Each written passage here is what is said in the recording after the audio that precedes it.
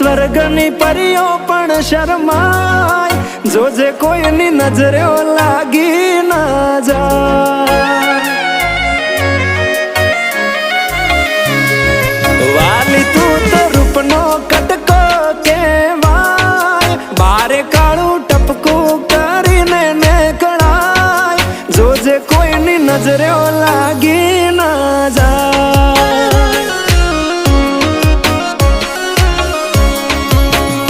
હો આવું રૂપ મેં તો પહેલી વાર જોયું, તને જોઈ તારા પર મન માર